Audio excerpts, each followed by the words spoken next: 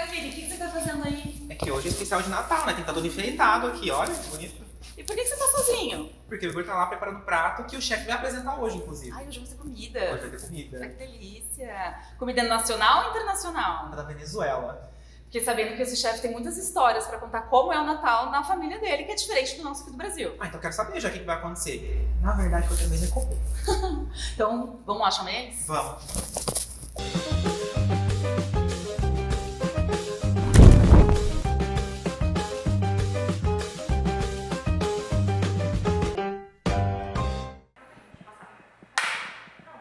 É Natal e tá começando mais um Pode Flambar, o podcast que você assiste enquanto come o que sobrou da ceia de ontem. Aqui você conhece ótimas histórias de chefes convidados e esse podcast é produzido pelo curso de gastronomia em conjunto com a Escola de Comunicação da UnoOeste. Meu nome é Vinícius Antunes. E eu sou o Igor. O nosso chefe convidado de hoje é engenheiro agrônomo e especialista em cozinha das Américas. Seja muito bem-vindo, chefe Raul Uribe.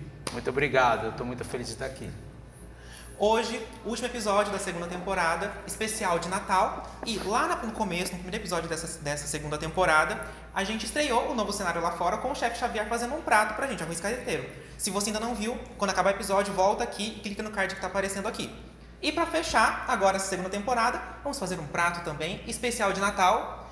Qual que é o prato, chefe? Então, foi uma decisão difícil achar um prato venezuelano que representasse o Natal. O Natal na Venezuela é muito importante, um Natal de família, onde as pessoas se juntam para fazer a comida, que é muito legal. Mas eu achei que talvez para poder reproduzir aqui as pessoas que estão assistindo a gente, escolhi um pão de jamón, chama pão de jamón, fala aí, pão de jamón. Pão de jamón? O que é jamón? Presunto. Então, o pão de jamón é um pão recheado com presunto, que é típico do Natal da Venezuela. E isso que nós vamos fazer. E como é que a gente começa? Vamos começar já? Vamos. Podemos já? Podemos. Jura? Sim? Bora. Então vamos lá, gente. Como que vai ser? Eu vou falar dos ingredientes, eles vão ter, vocês vão colocar numa descrição. Pode falar, a gente vai depois. Pode. Então tá bom. Mas então é um pão, tem que fazer uma massa. Farinha, um pouquinho de leite, tem ovo, tem sal, tem açúcar, tem manteiga e obviamente tem fermento, certo? Então a gente vai fazer isso, poderíamos fazer de diversas formas, poderíamos fazer num bowl, poderíamos fazer na pedra, mas se não quer fazer muita bagunça, então nós vamos fazer na batedeira, até porque é muito mais prático. Então a primeira coisa que eu vou fazer é pegar esse fermento, certo? Que nesse caso é uma levedura fresca, poderia ser seca também. Eu vou colocar num bolzinho aqui e eu vou colocar um pouquinho de açúcar, certo? Para que é isso, Vinícius? Você é formado em gastronomia, não é? Sou do jornalismo. Quem que é formado em gastronomia? Ô, Igor, para que é isso aqui? Fala para mim. Açúcar? Para desenvolver o fermento. Aí, muito bem, garoto. Então, a gente vai misturar esse fermento com açúcar e essa levedura que é um micro-organismo, ela vai se alimentando de açúcar. E aí ela tem dois resíduos. Um é o etanol, e por isso que utiliza levedura para fazer cerveja. E outro é o CO2, que é o que a gente quer que ela desenvolva CO2 para deixar a massa bem fofinha, certo? Então, a gente dissolveu aqui esse açúcar. Não sei se eles vão conseguir ver, mas você está vendo, né? Que já ficou uma pastinha mais líquida, tá vendo? Que ela estava toda sequinha. Então, isso primeiro serve para você já dar uma startada, ó como que já no fermento. Então, vamos colocar isso aqui na batedeira. Colocamos primeiro eu vou colocar os secos. Então, vamos com farinha. Vamos colocar o restante do açúcar aqui. Colocar uma colherzinha.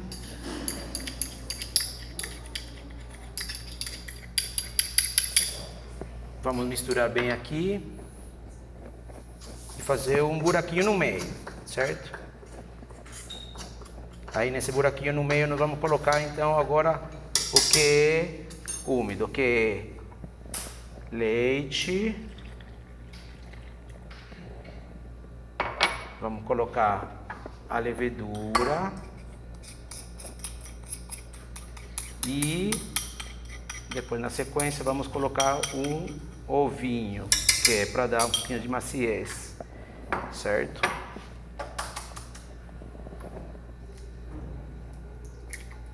Pronto. Feito isso, nós vamos incorporar esses ingredientes e logo depois vamos colocar um pouquinho de gordura, que é a manteiga, e sal. Vamos lá, Igor, por que coloca sal depois e não agora? O teste ao vivo. Professor é assim, tem que ficar perguntando para o aluno. Porque se a gente colocar o sal perto da levedura, pode ser que a gente mate a levedura. Porque o sal, ele suga a umidade e a gente pode matar o fermento e aí ele não cresce. Então por isso que a gente coloca o sal depois, certo? Teórico não faz. Eu tô super tem alguém que está aqui. se revolvendo aí, né? Então, ó, deu uma incorporada, eu vou incorporar melhor aqui.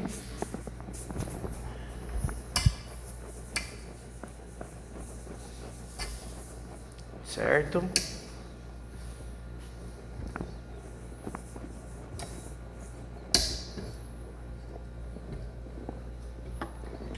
E voltamos um pouquinho aqui, ó. Vou ajudar aqui para pegar com... Importante que se você vai fazer na batedeira, faz com esse... Como que chama isso aqui? Você sabe, Igor? Essa parte branca é um garfo que chama? Gancho. Um gancho. Isso, é um gancho. Isso mesmo. Com um gancho aí que é o próprio para fazer massa, né? Eu adorei que é silenciosa essa batedeira. É, pois é. É muito chique essa batedeira, né? Ô chefe, você falou que esse prato é típico da Venezuela, né? É. Ele tem uma história por trás dele. Qual que é a história dele? Olha, como eu falei, o Natal na Venezuela é muito importante, né? O Natal na Venezuela é uma festa que a família dá muita importância, né? As pessoas se reúnem em torno à mesa e elas principalmente fazem o mais interessante é que a comida é feita em família, junto. Até aí todo mundo pode estar falando, bom, mas no Brasil também às vezes se faz isso. Sim. Mas tem um outro prato típico que a gente poderia até fazer depois de uma próxima oportunidade, só que é um prato que dá muito trabalho, que chama-se hallaca, certo? Essa jaca é tipo uma pamonha recheada, que é feita numa folha de bananeira. No Natal também. E no Natal também. Então, uma ceia de Natal da Venezuela teria que ter essa hallaca, uma salada que parece uma maionese, certo? Talvez um pernil ou então um filé, certo? Que chama um assado negro, que é tipo um filé com um molho bem escuro. E o pan de jamón, certo? Até então, o pan de jamón tem o processo de um pão normal, que tem que esperar crescer e tudo mais. A salada não é muito difícil, o filé também. Mas a hallaca, ela demora muito tempo para ser feita. E as pessoas não fazem uma nem duas, fazem 200 hallacas. Nossa. Estou falando sério. Assim, uma família de 5 pessoas faz 200 hallacas. Por quê? Porque você come antes do Natal, durante o Natal, no Réveillon e em janeiro. São vários dias. Sim, você come... A partir daí, qualquer motivo é um pretexto para você comer a hallaca. E rola um negócio de presentear as outras pessoas com a hallaca. Então, por exemplo, se você tem um vizinho, você vai lá e leva 2 hallacas. E ele te dá 2 das dele. E aí você experimenta. E aí você fala, nossa, dele tem um pouquinho disso, é diferente isso, tá? Todo mundo fala que a melhor é a da sua mãe, né? A da mãe de cada um, né? É de família. É, a da família, né? Então, esse mais ou menos seria o rito de Natal. E essa hallaca, né? Ela tem toda uma questão de hierarquia na família. Então, quem faz a hallaca é a matriarca. Então, por exemplo, assim, na família a avó está viva, ela que toca o recheio da hallaca, que é a parte mais importante. Mas como eu falei, tem folha de bananeira. Então a folha de bananeira você tem que cortar, tem que limpar, tem que recortar, depois deixar no formato certinho. Então essa é a função dos homens, por exemplo, que não sabem cozinhar, né?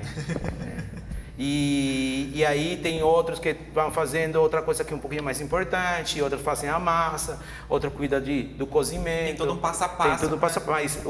O recheio, que é o guiço, que chama isso, que é o refogado, é da matriarca. Ninguém mexe nisso. E aí quando a avó falece, porque algum dia falece, né? Aí vai a mulher mais velha, ou então o homem mais velho, vai tocar isso e é ele que vai fazer, ele que dá o ponto e tudo mais. Então é muito legal porque até as crianças participam, é um negócio bem lúdico. E esse dia é uma festa, nesse dia o povo bebe, comemora, se reúne, todo mundo. É a festa antes da festa. Exatamente. E se faz bem antes do Natal, certo? Bom, não sei se vocês repararam que eu coloquei aqui a manteiga, certo? Para incorporar depois que a massa está pronta. Não vou perguntar mais nada para o Igor, porque já vi que ele ficou assim um pouco acanhado com minhas perguntas. A pressão do teste. Isso, e aí agora eu vou colocar o sal, certo, na receita. Eu acho que eu vou tirar isso um pouco aqui para a pedra, vamos ter que sujar a pedra, tem problema? Não. Tem quem limpa depois? Quem que limpa? Eu falando na sala, ainda tem problema não. Acho que pode ser. Entre o cara da comunicação e o cara da gastronomia, quem que tem que limpar a bancada? Da gastronomia. Não, ele já limpou muita bancada. Acho Eu que é vou da guardar comunicação, eu vou não guardar é? a câmera depois. Ah, meu Deus do céu. Bom, aqui ela já incorporou um pouco, mas agora eu vou tirar e vou fazer na mão, viu? Porque senão não vai terminar nunca. Então, ó, tiramos aqui do gancho. Recolhemos isso aqui. E já temos aqui a nossa massa, certo? Então agora incorporar os ingredientes. E agora é só fazer a sova aqui para quê? Para desenvolver o glúten, né? Sabe o que é glúten? Eu sei que tem no pão. É. O que é? Ah, eu explico o que é o glúten. Ah, Aí já É uma vem. proteína. Isso, o glúten é uma rede aí que é a que dá elasticidade às massas. Então a gente precisa desenvolver. Então é uma rede que vai se formar e aí com o CO2 da levedura ele vai crescer e vai deixar a massa fofinha. Se a gente não desenvolve, ela se quebra. E aí o CO2 se escapa e a massa fica dura. Ah, Entendeu? Farinhamento. Isso, quando você faz compra aquele pão embatumado, que fala, né? Já escutou alguém falando Não. embatumado, não? Ou como é que é? Embatumado, que não cresceu, que ficou tudo duro. Ah, Muito bem, então essa é a massa. Aqui agora vai aí uns 5, 10 minutos de sova para desenvolver esse glúten, certo? Aí tem várias formas de sovar, né? Eu às vezes faço assim. Enfim. e aí, chefe, enquanto você tá... Como é que você começou na cozinha? Bom, você quer que continue aqui, né? Sovando? Não! Vai ficar... Bom, a minha história da cozinha é assim. A minha família sempre foi muito ligada a isso, né? Eu nasci na Colômbia, em Bogotá. Morei só 8 meses da minha vida lá. Depois eu fui morar na Venezuela. Mas a minha avó era uma cozinheira de mão cheia, né? E minha avó morreu em 2014 com 104 anos. Foi bem longeva mesmo. A partir dos 90 e poucos anos a gente falava, não, tem que passar o Natal com a avó porque você vai ser o último Natal. E ela era mais um, até que realmente, até chegar lá e conhecer os meus filhos, que eram os últimos netos, os últimos bisnetos que ela não conhecia, ela faleceu finalmente. E ela era uma cozinheira de mão cheia, e minha avó morava numa casa muito simples, né? Então tinha fogão a lenha, forno a lenha. E sempre essas lembranças de cozinhar sempre foram muito importantes. Mas como a gente foi morar na Venezuela, a minha família era meu pai, minha mãe e meu irmão. Então em ocasiões especiais, depois quando já tínhamos 14, 15 anos, quem cozinhava era eu. Então, por exemplo, o Dia das Mães, a gente não ia colocar minha mãe para cozinhar. E não tinha tia, não tinha mãe, não tinha outra pessoa para juntar, então éramos nós 4. Então entre eu, meu irmão e meu pai, o que melhor cozinhava era eu, que era o mais novo de todos. Então eu fui o cozinheiro da família aí, fazendo as comidas. E aí surgiu esse meu interesse pela gastronomia, né? De modo assim, bem amador.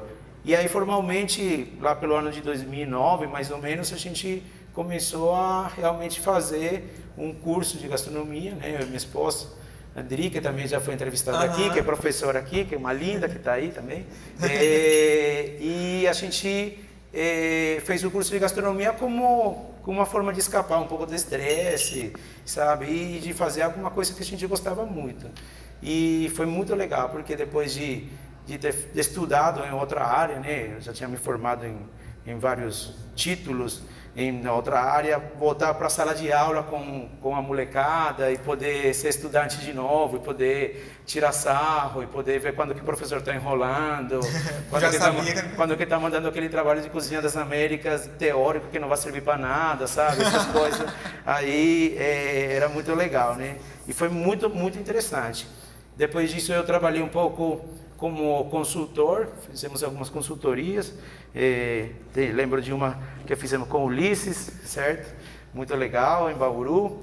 E aí surgiu depois a veia de docente, né, que eu tenho, né? Sou professor, falou sempre mais forte. E aí meu percurso na gastronomia já veio para a área da docência, né? Dando aula. Já dei aula de Cozinha das Américas, tecnologia de alimentos e acho que enologia também, que são paixões aí da minha vida. Chefe, como você decidiu se especializar em Cozinha das Américas? Porque eu nasci na Colômbia e aí tinha tudo a ver, né? Era muito fácil fazer essa ponte. Então, aqui a gente está fazendo aquele jeito, né? Essa massa então precisava descansar, sovar bem, e ela depois disso ficaria mais ou menos assim. Mais ou menos não, ficaria assim, por sinal está muito Já bom. agilizaram aqui. Isso, então vamos passar isso aqui. Antes de guardar a gente faz assim, né? Para dar uma boleada na massa, para que ela cresça uniforme, né? E pronto. Gente, eu fui a um evento ontem que falaram, pastor, professor e político não pode dar fala porque não para de falar, viu? Eu tô com sede, mas vou esperar para tomar água para mostrar a xícara. Vamos bater palma? Adorei. Bom, estavam falando de por que surgiu minha... Vou tomar água. Ó, que xícara bonita. Deixa eu estar vendo aí todo mundo. Ó. Mostra, por favor, mostra. Ó, pode flambar, viu? A gente deu uma arrumada aqui nas coisas só para dar uma agilizada. É isso aí. Então, o meu interesse pela Cozinha das Américas surgiu por causa da minha história, né? De ter nascido na Venezuela, de ter nascido na Colômbia, ter morado na Venezuela. A gente não tinha família. Bom, gente, então eu vou continuar conversando e vou abrindo aqui. Então agora a gente vai montar o pan de jamón. Olha que legal. Tá vendo que tem já umas bolinhas aqui? Significa que se desenvolveu o glúten, né? E que já a gente pode fazer a massa. E como a gente morava sozinho na Venezuela, e a Venezuela e a Colômbia são países vizinhos que não são muito longe, né? Se comparado com o Brasil, né? Seria tão longe como sair de São Paulo e talvez para, não sei, para o Nordeste do Brasil, sabe? É longe, mas aqui seria dentro de um país. Lá você está indo de um país para o outro. Então a gente não ia a todo tempo, mas a gente estava bem presente na vida da nossa família colombiana. Então a gente ia passar férias lá em Bogotá, que é onde a minha família morava lá. A minha avó era viva. E aí foi acumulando experiência de gastronomia, experimentando coisas. Depois já viajei em alguns países aí. E agora, mais recentemente, depois com a Adri, com minha esposa e com meus filhos, já também passeamos por vários lugares aí da América Latina e sempre tivemos essa veia dessa comida com essa pegada mais fusion, né? Que tem a Cozinha das Américas, que tem uma influência dupla, né? Dos europeus que vieram aqui nos colonizar, com as questões indígenas que já existiam, com a colonização que eles também, as culturas que eles também trouxeram, que também foram colonizados, né? Então os europeus receberam uma carga aí dos mouros e enfim. Então sempre fomos apaixonados pela Cozinha das Américas, então surgiu assim meu interesse pela Cozinha das Américas. E é claro que esse meu sotaque, né, dá muita credibilidade para qualquer prato que eu for fazer, né? Já tá. Óbvio, né? Mostra que sabe mesmo. Se eu estivesse fazendo um sushi, você ficaria assim, O será? sotaque carrega cultura, chefe. É isso aí, né?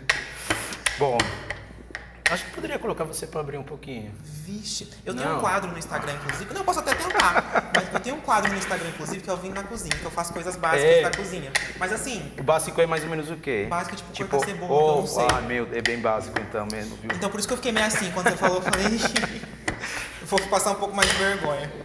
Bom, aqui a gente está abrindo a massa, eu vou pegar um pouquinho de farinha. Esse é o momento que eu chamo o momento Harry Potter, que você faz assim. Você viu que legal. Aí vamos abrindo. A ideia é mais ou menos que isso fique aí com uns 5 milímetros de grossura. Não pode ser muito fino assim, um véu, mas também não pode ser muito grosso, tá bom? Ia fazer mais ou menos um retângulo. E haja braço. E haja braço. Por isso que eu queria delegar para você, mas você fugiu da responsabilidade. Meu braço não aguenta fazer isso. A chefe Dri, inclusive, que o chefe Raul falou, como eu disse, a esposa dele, ela participou do segundo episódio lá da primeira temporada.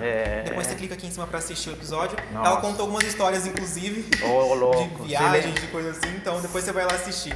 Ela falou mal de mim ou bem de mim? Falou bem. Ah, então tá bom. Então também vou falar bem dela. Não é porque ela tá aqui, não. Pois é. Meu marido eu conheci em Botucatu, depois eu vou contar um pouquinho dele, porque graças a ele que eu fui fazer gastronomia, na verdade a pitada principal, né, a culpa foi dele. Deu um empurrãozinho. Um empurrãozão. Ô, chefe, então em que momento que você percebeu que a gastronomia é pra mim, eu quero trabalhar com isso de fato? Então, como eu te falei, depois de estudar mesmo, eu continuei com minha vida como professor, certo? Da minha formação, como o Igor falou, eu sou engenheiro agrônomo e eu estudei uma parte da agronomia que é a irrigação, que é fornecer água às plantas, basicamente. Então, sempre mantive essa parte aí, mas eu comecei a dar aula de gastronomia, certo? Com a experiência que eu já tinha de ter trabalhado, de algumas consultorias, enfim, das viagens e tudo mais. Aí eu comecei a dar aula dessa parte. Então foi mais ou menos em 2009, 2010 que essa parte da docência na gastronomia veio mais forte. Mais ou menos por aí, certo? Em Bauru. Aí depois disso eu trabalhei em uma universidade lá em Bauru, que a gente não vai falar porque é concorrente, brincadeira. Censurar o concorrente. Mas aí depois eu fui chamado para trabalhar aqui no Noroeste. Então eu dei aula aqui já no Noroeste. Acho que as primeiras 3 turmas do Noroeste, No comecinho. no comecinho eu dei aula aqui de Cozinha das Américas, por sinal. Então foi bem legal porque eu curtia a universidade, ficava no hotelzinho lá. Caminhava aí à tarde pelo campus, conheci toda a parte lá da fazenda, do zoológico lá que tem, muito legal. E hoje em dia, no Natal, vocês preparam esses pratos? A ceia de vocês é típica venezuelana? Ah, então, geralmente não é, certo? Porque, como eu te falei, dá um trabalho gigantesco. Mas, por uma bênção de Deus, o Natal passado veio minha família inteira. Veio minha mãe, meu pai já faleceu, minha mãe, eu tenho 2 irmãos, vieram 2 tias e um primo. Tava cheio de gringo minha casa. E aí a gente falou, vamos aproveitar então que tá todo mundo e a gente vai fazer o nosso prato típico de Natal, que era a jaca.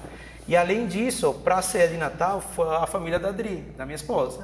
Então, não sei, passamos 40 pessoas em casa, mais ou menos, no Natal. E aí a gente fez as 100 e poucas hallacas para dar comida para todo esse povo. Foi muito legal porque as pessoas nunca tinham nem visto, né?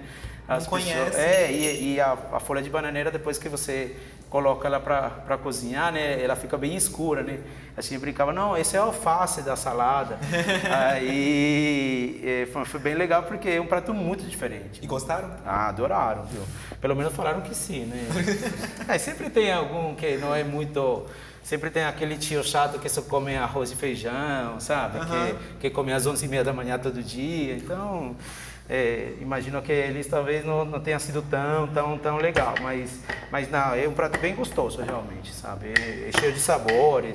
A folha de bananeira, ela é defumada. Então, ela passa um sabor bem interessante, bem legal para a jaca. Bom, Quanto tempo demora? Desculpa, quanto tempo o quê? demora para fazer a jaca? Não, você começa a fazer o refogado um dia antes, depois você tem que preparar todas essas folhas de bananeira, que é um monte, né? Eu tive que ir lá perto da minha cidade, tem um amigo que é produtor de banana, e a gente encheu o carro de folha de bananeira, né? Aí depois tem que defumar as folhas, limpar tudo, e depois tem que montar, e depois cozinha ela.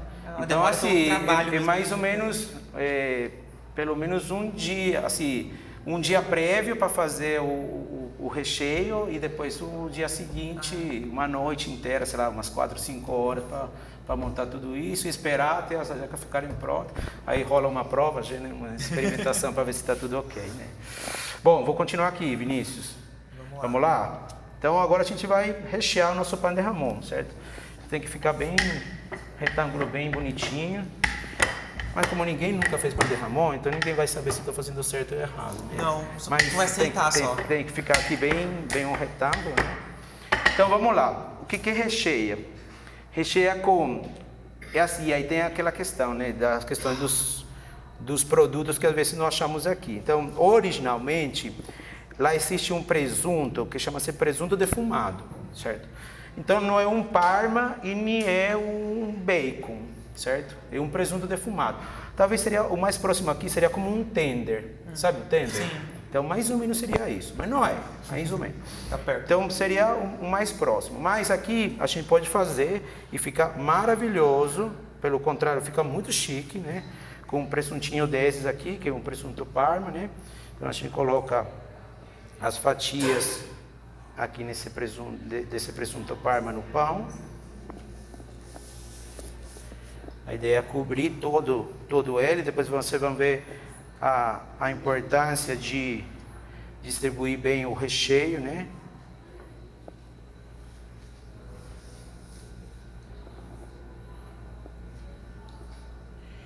Aí depois a gente vai colocar, então, essas tiras de bacon, certo? Eu acho que eu vou colocar um pouquinho menos, porque tem bastante aqui. É importante porque esse bacon tá bem legal, né? E é legal que o pessoal veja, né? Que ele não tem muita gordura. Porque quando ele tem muita gordura, depois no forno ele vai soltar essa gordura e ele vai bater sua massa, né? Porque não vai deixar ela crescer legal, vai ficar meio molhada, né? Então é legal um baquinho mais magrinho, sabe? Acho que essa quantidade tá ótima aqui. E aí vem azeitona, certo? É bem importante que essa azeitona seja sem caroço. Ninguém quer, né, ter uma emergência dentária, né? Não nesse de Natal, né? A tia-avó lá que tem aquela dentadura, né? Então, isso. Aí a gente coloca. Aí tem vários jeitos, né, gente? Tem gente que faz organizadinho, uma fileira perfeita. Tem gente que coloca assim desse jeito. Mas tudo bem, no final da história vai ser muito parecido. E como estamos em Natal, né? E essa tradição brasileira que a diferença entre a comida do ano normal e a comida do Natal é colocar uva passa, né? A gente vai colocar um pouco de uva passa. Mas aqui não tem nada a ver. Você não gosta de uva passa? Eu né? também não. Ai, meu Deus do céu. Vocês são partidos preconceituosos com a uva passa. Eu tenho muito preconceito com arroz com uva passa. Ah, para. Não, é que assim, foi meio clichê, né? Arroz com uva passa já é... vou fazer um arroz diferente, coloca uva passa. Eu acho muito forçado. No original tem uva passa também? Tem. Estou fazendo original. Ah, tá. Bom, então eu recheei aqui, certo? Então o que nós vamos fazer agora? Vamos fazer como se fosse um rocambole, certo?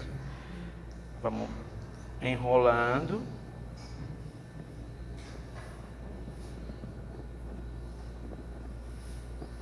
Soltou um pouquinho de uva passa, não podemos perder, né, Igor? Porque você gosta tanto, né? E fazemos isso aqui, certo? Aí dobramos um pouquinho aqui para dentro para que não saia o recheio. Do outro lado também. E essa partinha de baixo sempre fica aqui para ele poder crescer, certo? O que nós vamos fazer agora? Agora eu entendi para que é a manteiga. Pega a manteiga lá para mim. Consegue pegar aí? A gente estava no questionamento do porquê que tinha manteiga, agora faz sentido. Agora faz sentido, mas continua sendo muito manteiga. Então a gente passa um pouquinho de manteiga aqui, certo?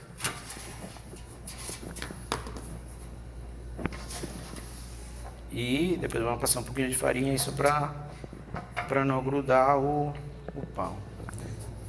Só usar a mão de cozinheiro é abençoado e limpa sempre, né? Mesmo que não lave, não, brincadeira, tem que lavar, né? É naturalmente limpa. É naturalmente limpa, né? Quem dera. Se não fosse assim, não teria um restaurante em São Paulo que chama Sujinho, né? Então... Vontade de... Aí, ó, um pouquinho de farinha, então... Quando você prepara a GN, qual seria o seu prato favorito, assim, de você preparar? Meu prato favorito, para eu preparar... Isso. Jesus amado. Você me colocou agora uma pergunta difícil. Meu prato favorito.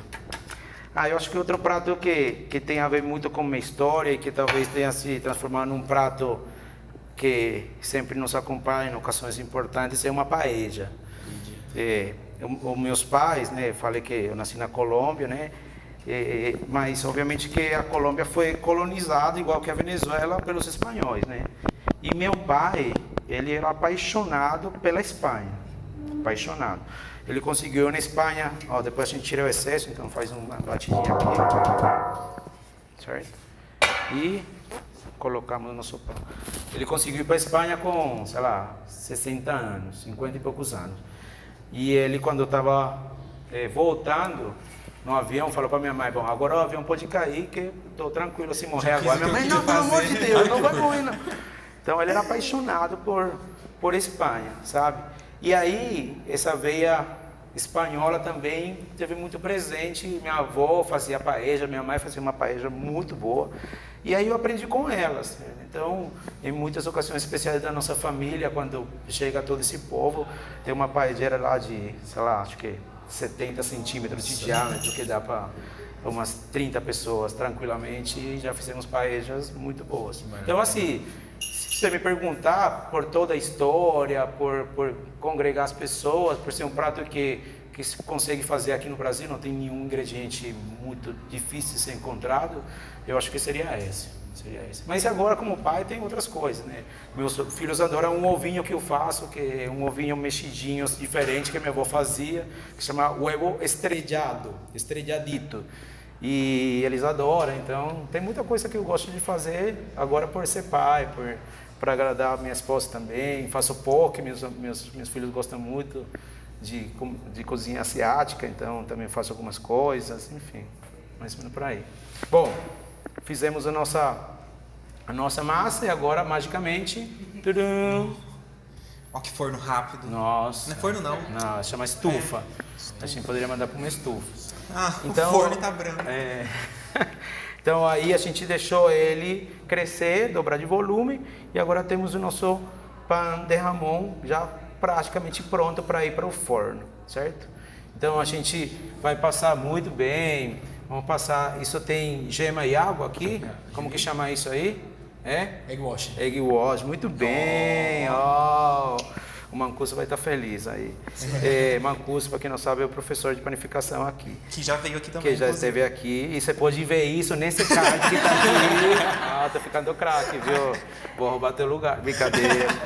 Ó, tchau, então, gente. Ó, então passamos aqui esse egg wash, certo? Qual que é a função desse egg wash? É lubrificar um pouco a massa, né? Que ela não fique seca. E que ela tenha uma cor bem bonita quando ela for para o forno, né? Quando passamos esse egg wash, ela fica um dourado, um marronzinho bem bonito, né? Então essa é a função disso. Passar bem generosamente em todas as partes do pãozinho. Chefe, Diga aí. Fazer uma pergunta bem Pode, pessoal para você? pode. Como foi a sua infância? Cara, minha infância foi muito legal, de verdade. Assim, como tudo na vida, você pode encarar de forma positiva, da forma negativa. Ter uma família que era restrita a seu pai, sua mãe e seu irmão, né? Isso pode parecer uma coisa muito chata, mas ao contrário, minha família sempre foi uma família muito unida, muito. Eu tive pais maravilhosos que me amaram profundamente, pai que me demonstrava amor, assim, abertamente, mãe que me demonstrou muito amor. E a gente sempre foi muito unido, muito. Então, eu tenho muitas boas lembranças de momentos de família. Meu pai adorava viajar, muito. Talvez seja um dos meus, não sei se você ia me perguntar, qual que são meus hobbies, né? Sim, um deles posso falar já? Pode. Ou quer deixar para surpresa? E aí eu finjo que você me pergunta de surpresa. Chefe, quais são os seus Ah, hobbies? isso. Ai, que bom que você me perguntou. Adoro viajar. Adoro de paixão viajar, mas muito. E graças a Deus minha família aqui também adora viajar. Então curtimos muito nossas viagens, somos muito bons viajantes no sentido de nos contentar com muito pouco, sabe? Então parar num bom restaurante na beira de estrada e comer uma esfirra boa pra gente já é muito legal, sabe? É o momento. Se a gente está em um lugar fora daqui, em um supermercado, e ver o que tem de diferente, que marcas são diferentes e comidas diferentes, já pra gente é uma coisa muito legal. Então, a minha infância foi sempre ligada à presença de família, a viagens, né? Já quando eu era mais moleque, a gente morava num apartamento, fomos morar numa casa, e perto dessa casa tinha plantio de cana-de-açúcar. Então eu me enfiava na cana-de-açúcar, já tive várias histórias por aí de fazer coisas que não deveria ter feito, de mexer o sistema de irrigação, para pular numa pipa, fazer uma piscina, e o cara Foi aí que veio não a se irrigação aponta. com você. Aí veio a questão da veia agronômica. Aí, ó, desde criança. É verdade, é verdade. E aí a minha infância foi muito legal, sabe? Foi bem divertida. Tive muitos amigos, foi sempre muito amor, sabe? Não tenho traumas nem mágoas, nada disso. Isso é bom. Pelo menos não que eu saiba, né? No momento, alguma terapia sai, né? Surge. Bom, então o nosso pãozinho está pronto aqui, certo? E agora vai magicamente pro forno, né? Aí foi mesmo. Ele não parava de passar o olho no óculos. Ele passava. Mas não pode fazer isso? Por que não, ué? A receita é minha, você nem sabe como que é. Alguém mostra o negocinho e fala, luzes, câmera, ação, estamos gravando. Tadá! Bom, arrumamos tudo aqui e magicamente surgiu. Isso, surgiu o pão de Ramon. Então, ó, tá pronto o nosso pão de Ramon. Ele ficou mais ou menos, não tem como falar um tempo, depende do forno, depende, mas mais ou menos uns 30, 35 minutos, né? Então vamos cortar. Tcharam. Tá nervoso? Eu tô. Quer cortar você? Vou te dar essa honra, vai. Tá. Sabe cortar? A parte do seu negócio lá que você ensina a cortar Eu cortei cebola. É. Eu cortei cebola. Bom, então é assim, ó. É só pegar a faca e fazer assim pra frente e pra trás que Ah, corta, tá. viu? Magicamente. Cuidado Tá. com os dedos, tá bom? Aí. Olha, você cortou um pão. Ó, deixa eu segurar a tábua pra você. Corta até embaixo. Aí. Ó, que bonito, que coisa mais Que linda. legal que ficou. Ficou bem bonito.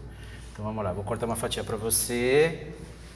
Eu já sei que vocês não são dos meninos da uva passa, mas vão ter que comer. Não, a gente E vai ter come, que né? fingir na Sempre isso. câmera que vocês gostaram, viu? Vai ser difícil, né? Um pouco. A gente que tem ódio de uva passa, é bem eminente. Não, deixa eu cortar mais Que um lindo. aqui. Muito lindo. Então, ó, assim, gente, no prato típico vai uma fatia disso, aquilo que eu já falei, mas também faz um mini pão de Ramon. Então, numa padaria, durante todo o ano, você pode comer isso, certo? Então, vender um menorzinho, como se fosse um bauruzinho, uma coisa assim, sabe? É bem legal. E, bom, eu queria deixar claro, veio agora na minha memória, que meu irmão, quando veio agora no Natal que eu falei que minha família veio, ele é um padeiro de mão cheia mesmo, já fez curso mesmo, já inclusive vendeu pães e tudo mais. E ele fez pão de Ramon nesse jantar, ele que fez o pão de Ramon. Tem uma foto super bonitinha, depois a gente pode até colocar aí, dele e meu filho fazendo o pão de Ramon na minha casa. Foi bem legal. Ó, Igor, pra você.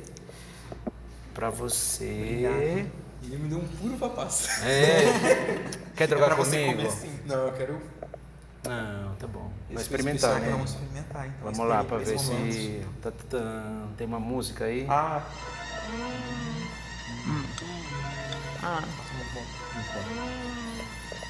E aí, a uva passa é ruim? No contexto não é. Não, você sabe que é legal porque uva passa e bacon, ou então ameixa e bacon, tem tudo a ver, né? Tem várias... É a primeira vez que eu provo, vou ter que dizer a verdade. Ele é da comunicação, né, tadinho? Mas... coitado da menina.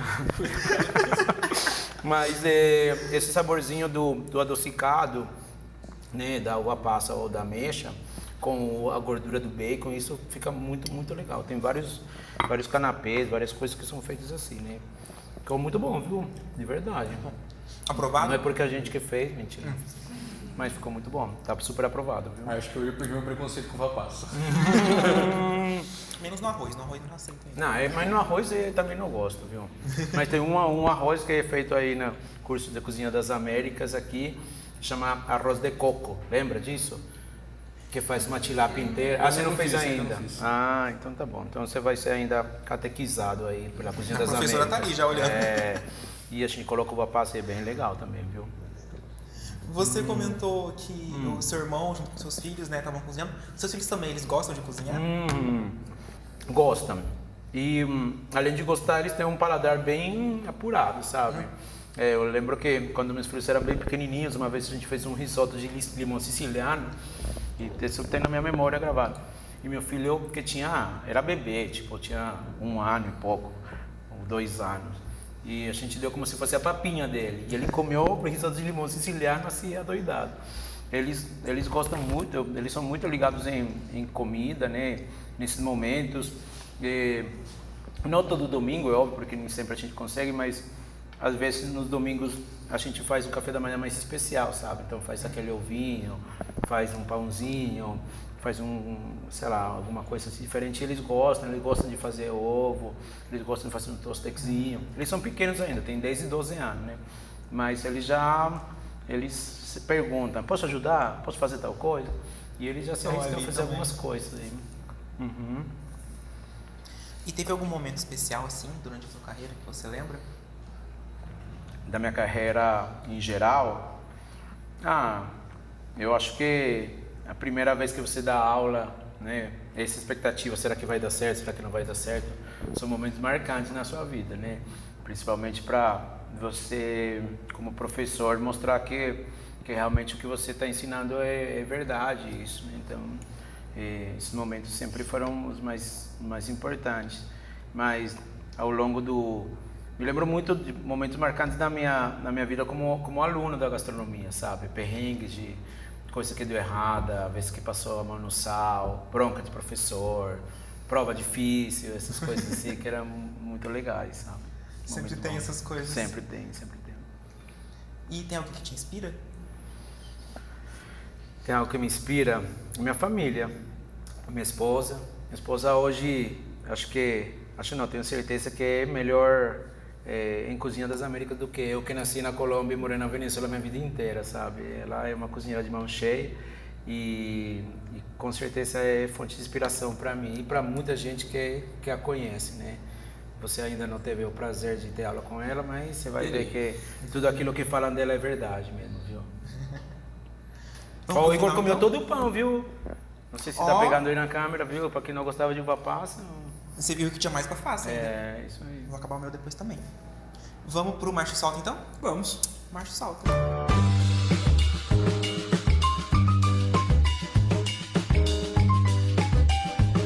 Pessoal, vamos passar agora pro Marcha e Solta, com um quadro de perguntas e respostas rápidas. Marcha e Solta é uma expressão muito utilizada na cozinha, porque na cozinha a gente busca muito economizar tempo, porque tempo é dinheiro. Marcha é quando o garçom traz um pedido pra gente e a gente diz solta pra ele liberar. Então vamos começar? Vamos. Chefe, um prato que não pode faltar na ceia de Natal. Se eu pudesse, é a jaca, com certeza, sem sombra de dúvida. Esse prato tá no seu coração. E deveria estar no coração de todos vocês. Pena que vocês não vão comer tão facilmente, mas espero que algum dia vocês consigam comer. Eu também gostaria. A ceia do dia 24 ou o almoço do dia 25? Ceia de 24. A noite tem todo um momento especial, né? A iluminação, como pai, né? Chegar perto do Natal da meia-noite, Papai Noel e presente, tudo isso sem sombra de dúvida, para mim é muito importante. O almoço de Natal também é uma delícia, mas se tiver que escolher, é ceia de Natal. É resposta curta, né? Não é isso? Sua técnica favorita? Minha técnica favorita, meu Deus do céu. Sei lá, acho que é flambar. Flambar. Gosto. Daquele saborzinho, né? Aquele charme de cozinheiro, né? Você faz isso que não é nada, né? Você sabe que não é nada, é só ter a frigideira, a solteira quente e jogar alguma coisa alcoólica e o povo fala, nossa. Só uma emoção bonita. Mas o povo que não sabe nada acha que é fantástico, né? Eu já fiz isso também. E aí quando faz e não sabe, se queima, né? Vai pra fora. Tacar fogo né? nas coisas. Um prato muito difícil. Um prato muito difícil. A jaca é difícil, né? Mas não é difícil, talvez é trabalhoso. Mas acho que é um filé Wellington, talvez. que seja muita técnica, né? Muita coisa para dar certo. Tem ponto da carne, tem aquele mix de cogumelos que vai ao redor, que segura a umidade, que não deixa passar para a massa. Aí a massa tem que assar, tem que ficar crocante, tem que ficar dourado, não pode passar o ponto da carne. Enfim, acho que talvez seja um dos mais complexos, né? Dos que eu conheço, assim. Agora um prato que você faz facilmente de olhos fechados. Nossa, tem vários, viu? Ultimamente, para meus filhos, ovo, faço certo? Há pouco tempo a gente teve uma experiência de cozinhar para umas 200 pessoas, certo? Durante 5 dias, café da manhã, almoço, janta e isso. E a gente fez ovo para 200 pessoas. Então era assim com as 2 mãos, sabe? Então seria isso. Mas faço várias outras coisas, né? Eu gosto muito de fazer, como eu falei, risoto. Gosto de fazer comida asiática também, certo? Alguns pratos. E também prato do dia a dia, né? Tá muito gourmetizado, né, o negócio, mas no dia a dia você tem que comer comida do dia a dia, né? Então arroz, feijão, carne, enfim. Não tenho muito tempo de cozinhar, mas também gosto e faço tranquilamente. Um prato que todo mundo deveria experimentar. A jaca, mentira, brincadeira, vou trocar. Não, tem um prato que eu acho que é mais representativo, só que não é de Natal. Então, como aqui é um podcast de Natal, então não falamos pode dele. ser também. Mas aí já fica a dica para me convidar novamente em outro momento e fazer uma arepa. Arepa é o que tem de melhor. Eu vou contar uma história. A arepa é um pãozinho feito com milho, certo? Com uma farinha de milho. Por que de milho? Porque na região da Venezuela, que é onde surgiu a arepa, embora outros países também falam isso, mas surgiu na Venezuela mesmo, não se dá o trigo. O trigo, não consegue ser produzido o trigo, por questões fenológicas da cultura do trigo, né? Então ela não consegue florescer lá. O trigo precisa de mais de 14 horas de sol para poder florescer. Então, lá perto do Equador, o dia e a noite duram ao mesmo tempo. E com isso, o milho substitui bem o trigo lá. E aí, os indígenas começaram a fazer esse substituto do pão, né? Obviamente que eles não sabiam que existia o pão, mas eles já comiam isso. Então, é um pãozinho feito de milho. E esse pãozinho é recheado, certo? Tem os mais diversos recheios. Numa casa venezuelana, se faz arepa, assim, 20 arepas em um dia. E se come 20 arepas em um dia uma família. Então, você come no café da manhã com manteiga, presunto e queijo, como se fosse um pão, sabe, misto quente. Você come no almoço como um pãozinho, você come na janta recheado, aí tem recheio com carne, com camarão, com ovo de codorna, com carne de porco, com frango, com abacate, enfim, com um monte de coisa. Mas o mais interessante da arepa é que a arepa é tão importante que com alguns problemas políticos que tem na Venezuela e todos os venezuelanos que têm saído da Venezuela, né, se fala que tem mais de 10 milhões de venezuelanos fora da Venezuela hoje em dia. E esses venezuelanos foram para o mundo inteiro, né? Alguns vieram para o Brasil, outros foram para a Colômbia, para o Chile, muitos foram para a Europa, muitos foram para Estados Unidos. E, historicamente, muitos desses venezuelanos tiveram que chegar e ganhar a vida de alguma forma. Qual que foi a forma de ganhar a vida? Fazendo arepa para vender. E aí conquistaram o paladar dos europeus, dos espanhóis, portugueses, italianos, franceses, dos americanos, dos chilenos. Então hoje você vai em Santiago e tem areperas, que são lugares onde se vende arepa, certo? Então eu acho que todo mundo deveria provar uma arepa na vida. Só um fato curioso, se eu não me engano, a Adri também falou o mesmo prato que a gente experimentar no dia dela, a mesma resposta. Eu acho que Eu gosto muito de cachapa. Eu adoro arepa. Você for ver, todos têm um fundo emocional, talvez porque meu marido faz e eu amo, né? E assim, e é um prato muito versátil, né? Porque o recheio, ele muda totalmente e é muito fácil, né? Na arepera, tem arepa e você escolhe o recheio. E aí tem, tipo, sei lá, 30 tipos de recheio. Muitos queijos também. Você pode misturar um queijo com outro, uma proteína com outro. Enfim, é muito legal. Vale muito a pena. Chefe, uma dica que você daria para os seus alunos? Uma dica? Sim. Acho que é acreditar na educação. Acho que isso seria, dependendo do que você estuda, né? Se for gastronomia, também, mas se for qualquer coisa, acho que é acreditar na educação. A educação é a única coisa que nunca ninguém vai poder te tirar. Você pode te tirar até a tua dignidade, né? podem tirar teu dinheiro, tua família, tua liberdade, qualquer coisa, mas a educação nunca vai te tirar. Então, acho que é acreditar na educação, acreditar que a gente precisa se formar, certo? Se profissionalizar para melhorar a realidade de outras pessoas, né? E o que a gente faz com a gastronomia é isso, né? De alguma forma impactar positivamente a vida das outras pessoas que comem a nossa comida que é gostosa, né? E aí, para fechar então, cozinhar para mim é amor, sem sombra de dúvida. É amor porque cozinhar é um ato de mostrar o que a gente é, né? Colocar o tempero que a gente gosta, convidar as pessoas, ter uma relação de humildade, né? Cozinheiro se queima, suja a mão, cheira cebola, cheira alho, né? Fica cansado de ficar lá, mas essa relação de humildade e dessa posição do cozinheiro, ou então do chefe, tudo é uma dádiva de amor, né? De amor pela pessoa que você vai servir, né? De querer que essa pessoa coma bem, que ela se sinta bem, que tenha uma experiência, que se lembre. Então é a mesma coisa que fez a tua mãe, teu pai, tua avó, tua tia, quando fazia aquela comidinha gostosa que você hoje se lembra, né? Então, sem sombra de dúvida, é amor. Perfeito. Obrigado, tá, chefe, por ter vindo aqui conversar com a gente. Eu e que nós agradeço. temos um presente para te agradecer. Eu agradeço. No muito. final, a gente sempre dá um presente pro nosso convidado. Porém, não é um presente muito bom.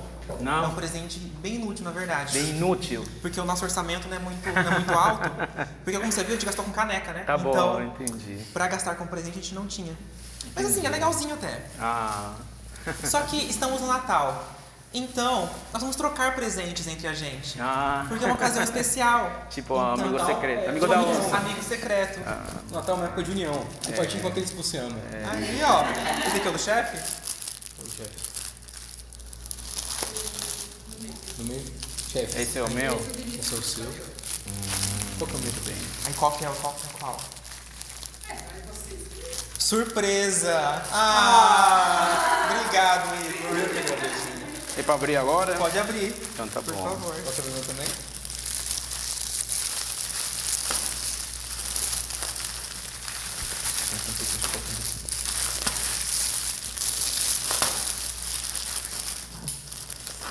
Eu gostei, viu? Por que você achou que era inútil? Não é inútil, não. É porque normalmente eles são bem ruins mesmo. Hoje foi mais legalzinho, Vai viu? vai para a porta da minha nova sala. É, o povo. Vou mandar, viu? Adorei, viu? Vou encher de bala.